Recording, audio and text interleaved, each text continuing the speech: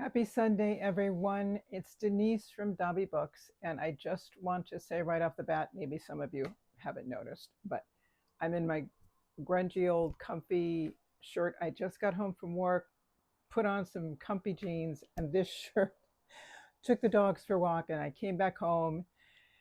And now I'm sitting down to catch up with the rest of you to see to let you know how my week went. I've been listening to all of you for the last couple of days to see how your weeks went, and you all are just doing so well. You're reading so many books in a month, and I congratulate each one of you. And the reviews and your thoughts on all of them have been fabulous.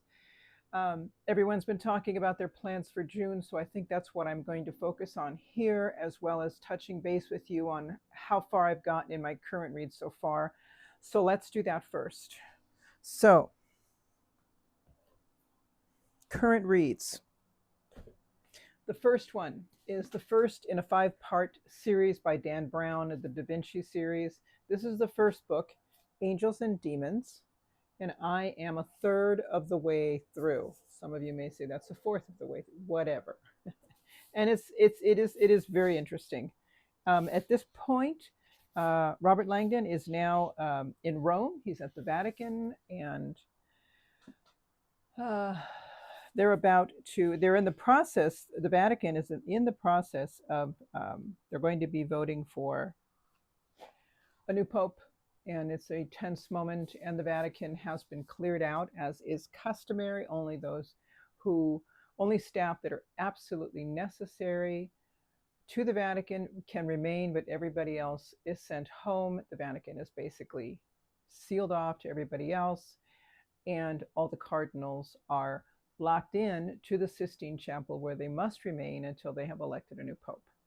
But what has happened in this particular part of the book is that 4 of those cardinals are now missing.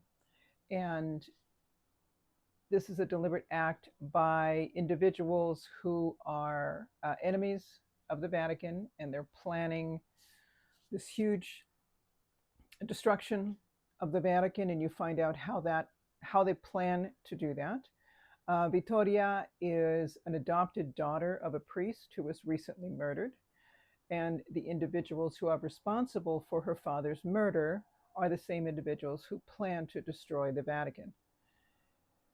So now that's where I am in the book. It's a nice little nail biter,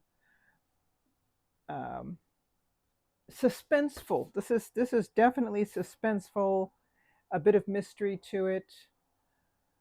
I'm thoroughly enjoying this. This is wonderful. I love how they put together historical fiction. It's just fascinating to me how they put fact and imagination, and they blend it all into a story that has you hanging on every word. So, Angels and Demons by Dan Brown.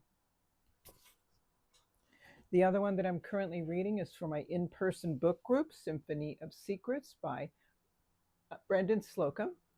And I am a little over halfway through. This is so good, people. I'm telling you, mysteries are now one of my new favorite genres.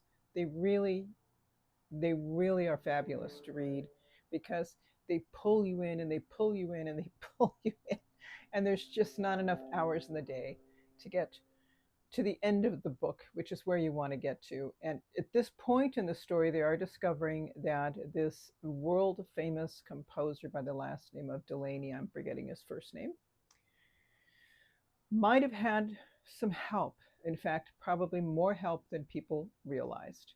And this leaves our protagonist, Byrne, and his helper, Ebony, who are investigating this and trying to find answers for this. They cannot tell the organization, the Delaney Foundation, who has hired Byrne to put together some music that they discovered recently that belonged to Delaney. He was hired to put the musical score together and everything.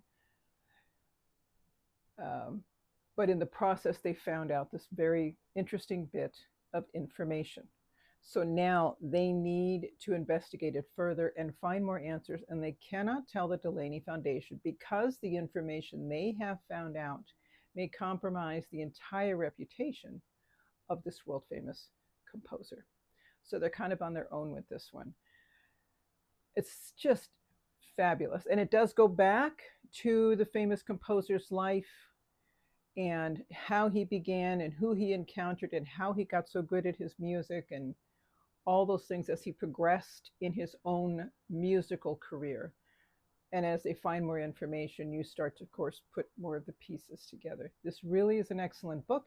The only thing that's throwing me off, because I am not a musician, are the musical terminology that is used. I'm not familiar with that, but I'm still managing to work my way through it. What I'm relating more to is how the author describes what the music does for the people who are listening to it, how it sweeps over them, how it penetrates their pores, how it, all those descriptive sentences and phrases are helping me to understand what the music is doing for these individuals. But the musical lingo, that's beyond me. But I think this is, if you are a musician and you're familiar with all this and you can relate to what music does to people and to you as a musician, this is something that I think you might well enjoy. Okay, Symphony of Secrets by Brendan Slocum. So those are the two that I'm diving into now, that I'm focusing on getting through now. The ones that I am planning to read for June, and this is a combination of just June reading in general and my Middle Ages reading. I think my Middle Ages reading is also coinciding with Q2 of Historathon. So let me show you what I've got going on there. I have not yet started the Divine Comedy. One of my viewers recommended that I start with Inferno. If any of you have other suggestions as well, I'm all ears. Let me know. But I want to start this, so if no one has any other suggestions, I'm going to start with Inferno. And then once I get through that, I'll decide if I want to continue with the other two, which would be Paradiso and Purgatorio. So Dante's Divine Comedy. And this is the Penguin Classics Deluxe Edition with the French flaps. I love the back cover especially. He's having an argument with himself. And there's Dante. Okay. And the other ones that I'm going to be using with my Middle Ages study, I wanted to read like something along the lines of a monograph or, something on the Middle Ages, not necessarily a primary source. So I pulled this off my shelves, The University in Medieval Life by Hunt Janin, 1179 to 1499. This fits in perfectly with the era that I'm reading in. Right now, I am in the 14th century. So we're dealing with 1300s, beginning of 1400s. The Book of Marjorie Kemp was late 14th century, early 15th century, roughly. So this is covering 12th to 15th century. As you know, the universities were born during the time of the Middle Ages. So this is going to be an interesting historical read on their birth and their basically their genesis through time, their growth through time. So that'll be good to read. And what I am using to accompany my reading through the Middle Ages are two anthologies. One is specifically on the Middle Ages, the Norton Anthology of English Literature in the Middle Ages. So I'll be reading here and there various, I like that it has a map there. I'll be reading various excerpts. I don't quite know which ones, but this will be one of the books that I will be reading parts of. And the other one that will go with that is the Norton Anthology of World Literature, Volume 1. So this covers beginnings to 1650. I will find some authors from the Middle Ages, whatever century I happen to be in, and be reading some of their works. And this is a behemoth here. Look at this thing. Holy cow. All right. And the one that I still have for my Historathon is this. And this is another thing that coincides with my Middle Ages study is the Log of Christopher Columbus. I'm getting very close to getting to this because this is 15th century. which I'm just entering now. So this is a good primary source.